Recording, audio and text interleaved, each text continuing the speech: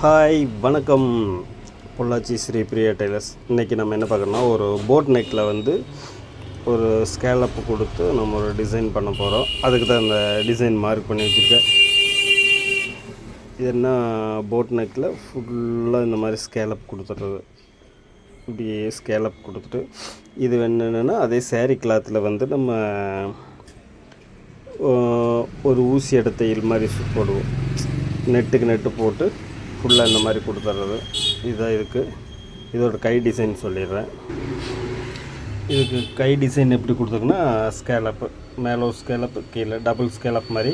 இந்த ஸ்கேலப்புக்கு வந்து சேரீ துணி வந்துடும். இது வந்து நார்மலாக ப்ளவுஸ் கிளாத்லேயே வந்துடும். இது வந்து சேரீ கிளாத்தில் வந்துடும்.